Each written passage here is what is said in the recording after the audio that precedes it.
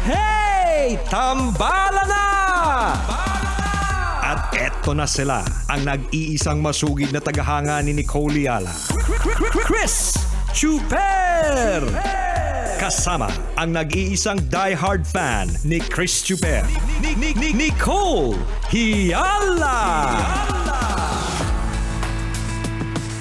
Dear Nicole and Chris. Dear Nicole and Chris. Dear Nicole and Chris. Dear Nicole and Chris.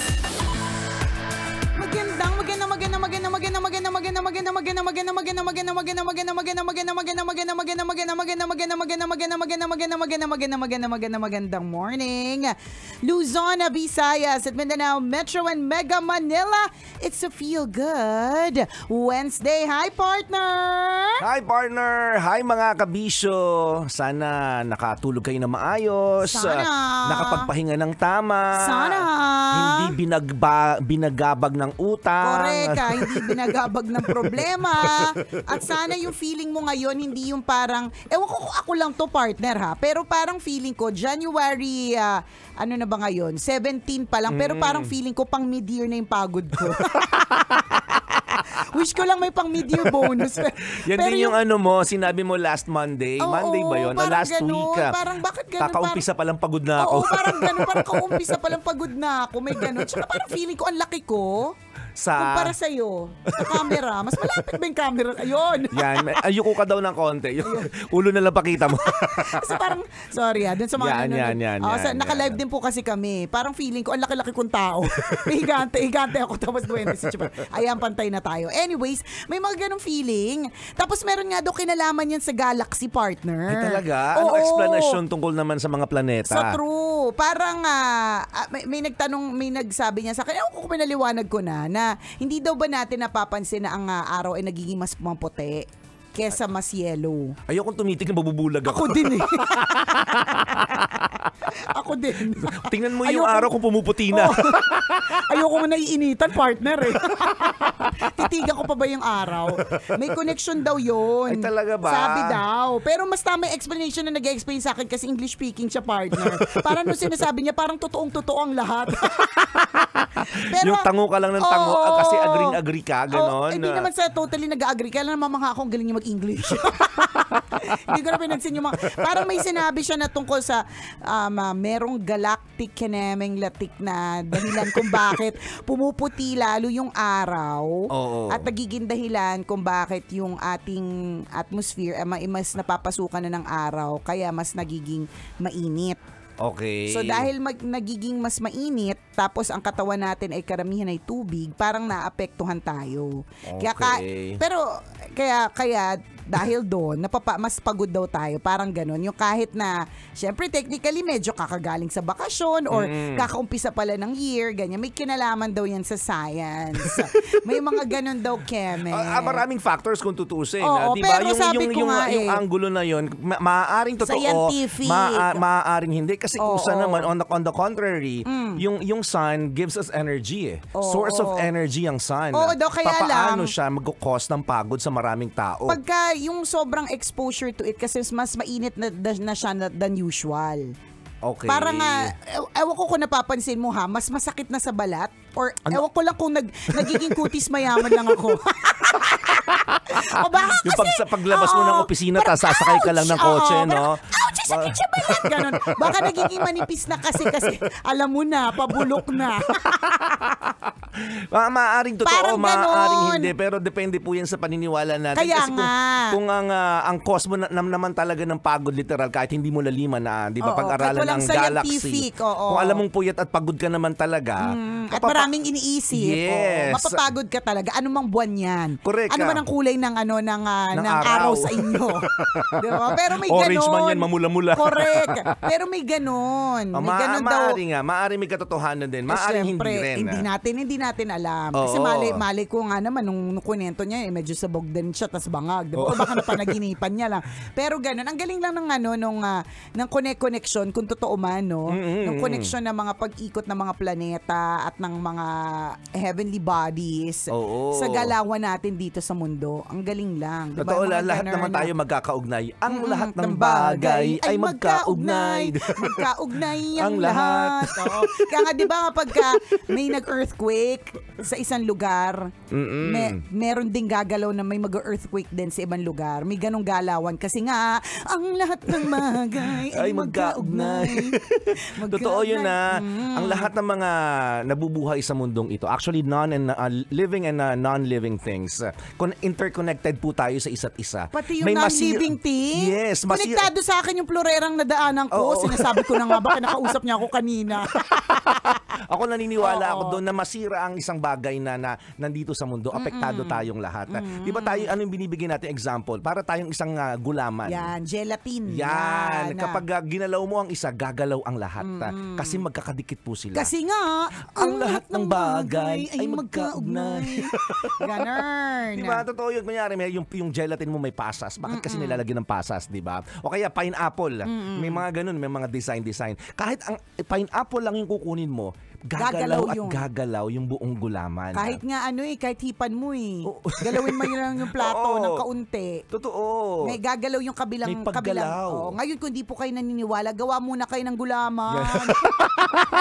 Lagyan nyo ng pasas. Pineapple. Tapos lagay nyo sa plato. Tapos tingnan nyo yung experiment na yan. Pag may ginalaw ka na isang parte ng gulaman, di ba? Yung kabila gagalaw. Kasi nga, ang lahat ng bagay ay magkaugnay. Kailangan babayo nangunguna, ha? Ganun. Ang lahat ng bagay ay magkaugnay. Ganon. Letter E, ang lahat ng bege.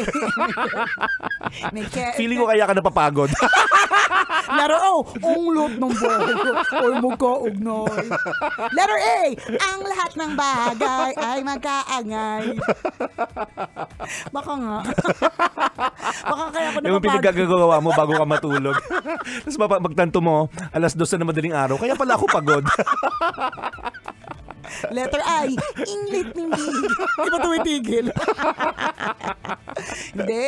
Feeling ko hindi lang ako. Maraming ganun. Oo naman. Depende yan. Sa bagay, depende rin naman sa phase in your life. Kung medyo kalma din ang buhay mo ngayon, di ba? Hindi ka kasali dun sa mga parang January 17 pa lang, parang mid-year na ang pagod. Totoo. At saka minsan, di ba, pansinin nyo po, kahit alam mo na nakatulog ka naman na maayos, 8 hours yung target mo, nakakomplete ka ng 8 hours sleep, pero yung utak mo gumagana, pagod ka rin. Isipin mo, wala kang ginawa na natulog ka naman, nakapagpahinga. Pero ang isip mo gumagalaw ng gumagalaw. That is also connected to your physical body. That's also physically draining. Kahit isip mo lang yung gumagalaw. Actually, partner, parang feeling ko hindi yung isip mo yan Yung isip ng iba na iniisip ka kasi nga may utang ka sa kanila. Ayun talaga. Kaya parang may bagabag factor. Di ba't magkaugnay? Kasi nga, letter A, ang lahat ng bagay ay magkaugnay. Di ba? Totoo, naniniwala ako doon na. Tingnan mo, halimbawa sa opisina, nakaupo ka lang.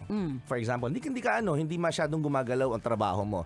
Pero yung isip mo, galaw ng galaw. Compute ka ng computer. Sa utak mo. Iniisip mo, paano ko gagawa ng solusyon itong nakatambad na problema sa computer ko. Correct. Hindi ba pag tumayo ka ng 5:00 ng hapon, parang pagod na pagod ka. Diba? Pero hindi ka naman masyadong gumalaw. Hindi ka naman nagtatakbo Di ba?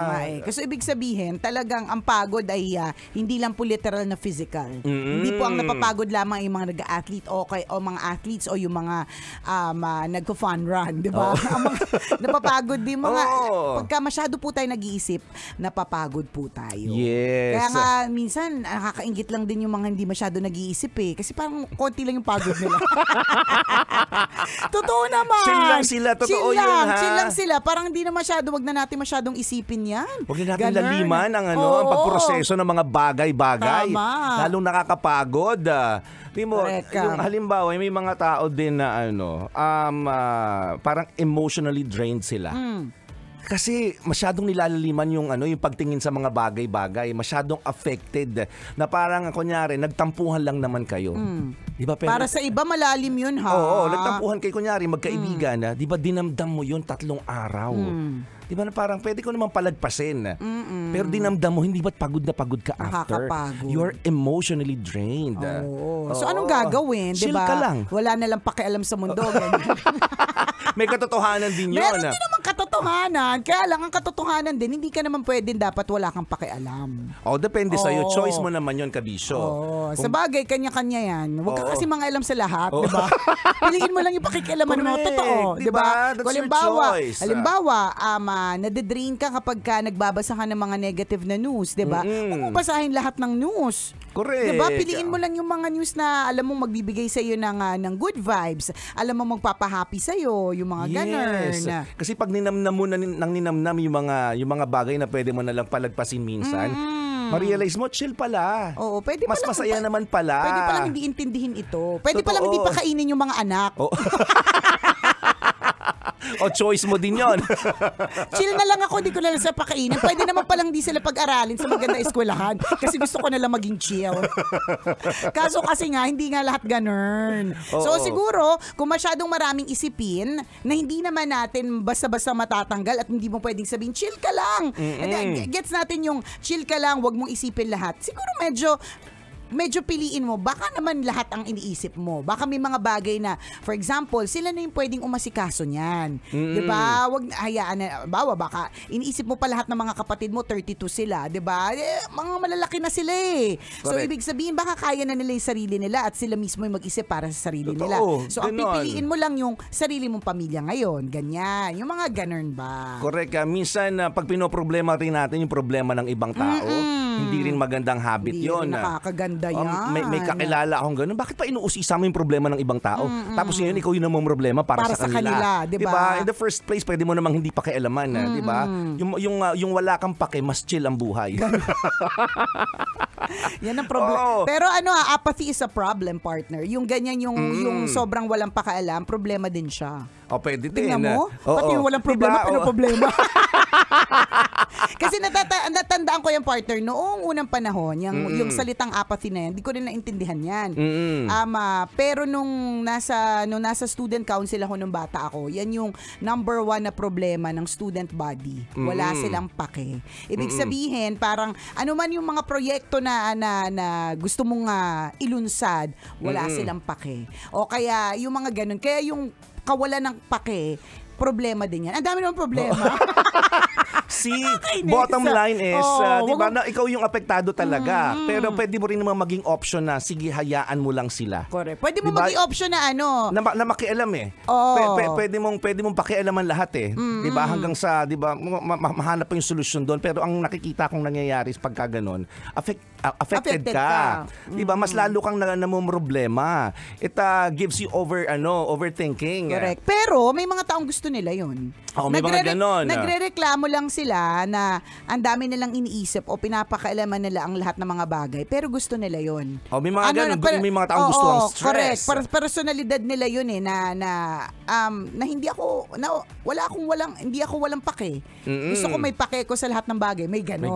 May Meron ganon. ding personalidad na kahit anong gawin mo sa kanila, wala siyang pake. Oo. May mga ganyan din, 'di ba? Kanya-kanya Totoo naman yun. talaga. It's your choice. Ano ang kaya mong dalhin? Kung ano yung kaya mong ano yung nakakapagpapangit sa iyo o nakakapagpaganda sa iyo. Kung ito yung mga bagay na masyado Oo. nakakapagpapangit sa iyo, nakakapagpasungit sa iyo, nagiging dahilan ng pagkakunot ng noo mo at pagkabulok mo ng maaga, yan, 'di ba? Nako. Medyo pili-piliin mo na or iwas-iwasan mo na. Totoo yun, no? Kasi yun nga, di ba, you have to choose your battleground, sabi nila. Kailangan pipiliin mo. Pag nandito ako, kaya ko ba makipaglaban dito or talo ako? It's your choice eh. Mananatili ba ako sa sitwasyong ito kung alam mo nabubulok ka na? Di ba? Kung alam mong pumapangit ka na, kung alam mong hindi ka na nakakatulog ng maayos kakaisip dyan. Siyempre, hindi, di ba? Oo, Basta ako, para sa akin, pag halimbawa, alam ko nabubulok na ako dyan, ayoko mabulok. Di ba? Totoo yun. No, eki sa pagbulok. Correct. No. Ganyan. At choice mo yun, kabisyo, ha? Pwede mong pwede kang umuo dyan or pwede kang humindi. For example, sa trabaho, alam mong stress na stress ka na dyan. Alam mong napaka-toxic na ng environment. Totoo Alam mong yun. hindi mo carry. At hindi Diba? pa maganda yung sweldo. Kumbaga, hindi well compensated yung stress mo dyan. Hindi natutumbasan ng sweldo mo yung hirap na pinagdadaanan mo o yung Correct. stress na pinagdadaanan mo araw-araw. Bakit Choice ka mo na- yan. Ba't ka nandyan? Yes, choice mo mong manatili dyan at choice mo rin humanap ng iba. True. Kung saan ka mag-excel, kung saan magiging productive, at kung saan mas masaya. Yan. May magandang bayad pa. Kasi meron yan. Meron naman at meron. Diba? Kailangan mo lang talagang hanapin. Correct. Ganyan. So good luck po dun sa lahat ng mga kabisyo natin. Nag-umpisa naman ito sa pagod. Sa pagod ng January 17 na pang mid-year na. Ganyan. O kaya mo yan. Baka may mga bagay na kailangan mong i-unload. Yes. Baka may mga bagay na pwede mong ibigay na lang muna sa iba. Correct. Kasi baka mamaya inaako mo ang lahat. Diba? Yung sinasabi din natin. Sa true, meron akong kilala na ganyan partner. Sobrang inaako niya lahat kasi wala siyang tiwala sa ibang tao. Okay. Nasa sobrang wala siyang tiwala sa ibang tao. Feeling niya, yung mga pwedeng gawin ng ibang tao, hindi katulad ng level ng kung kaya niya itong gawin. Okay. Oh, so kunyari merong bagay na kailangan gawin, alam niyang kaya niya ibigay 100%. Pag sa ibang tao niya bigay, alam niyang hindi 100% ang ibibigay. So dahil hindi maibigay 100%, hindi na siya kukuha ng tao. Okay, siya na So lang magtatrabaho. siya na lang mag-isa. Oh, choice Oo, mo rin choice yun. na din yun, pero pagod na pagod din talaga siya. Diba? Pero in fairness, kinakaya niya na maraming taon na ganun siya. Oh, Tapos ang sa kanya parang stress sa tao o ako na lang ang ma-stress. So ang choice niya is ako na lang ang ma-stress. At least kung merong pagagalitan at magkamalis, pagalitan ko yung sarili ko sa akin. Kasi ibang tao na hindi ko sila makontrol. Tapos pag may kumakatok sa office niya, wait ka lang, pinapagalitan ko yung sarili ko. Busy, pinapagalitan ko pa yung sarili ko. Teka lang, ginagawan ko ng memo yung sarili ko. Nabaliw na pala. Pero ganun siya, partner. Sobrang wala siyang tiwala sa ibang tao na kayang gawin yung kayang gawin. May ganun Meron din din naman. ganun. Pero ideally, dapat, kung ano yung kaya mong gawin, dapat kaya na siyang gawin ng iba. Ha? Ang idea po talaga is hindi dapat mag-isa ka lang. Hindi dapat, para sa akin hindi dapat uniquely ikaw lang. Dapat, kunyari, tayong dalawa partner, dapat yung mga kasama natin dito, kayang gawin yung ginagawa natin. Correct. Dapat kaya tayong i-duplicate. Dahil kung hindi, show good tayo. 82 na Correct. tayo, ganito pa rin tayo, partner. Kasi hindi na duplicate. Totoo Pero yun. again, kanya-kanya yarn. Di ba sa household, mga kaibigan, kaya may delegation, dun pa lang alam na natin yung basics. Yes. Sa bahay pala may delegation. O Kanino panganay, ikaw assign? ang magwawalis palagi tuwing umaga. O si pangalawa ang tagahugas ng pinggan kapag tanghalian. Yung mga sample na ganun, mga kaibigan, pwede nating i-apply sa Sa tunay na buhay. sa trabaho, sa tunay na buhay, sa relationship, sa tropa. Di ba yung delegation para hindi ikaw ang lahat. Parang hindi mo akuin lahat. Kasi Oo. pag inako mo talaga ang lahat, masyashogod ka talaga niyan. Tapos uulitin Tama. namin, mabubulok ka ng maaga. Oh, di ba? Nakita mo yung mga nabubulok na mga prutas? Oh, Naku, parang ganon. magkasing amoy kayo nun. Maasim, hindi maganda ang Correct. amoy. Maasim, hindi magandang amoy, lamog. Ganyan. Salamat na marami sa pagtutok. Muli ako po si Nicole Ayala. At ako naman si Cambio King Chris Na Chuper. nagpapaalala, una magdasal ka para mabuhay ka, pangalawa mag-toothbrush ka para mabuhay naman iba. Yun!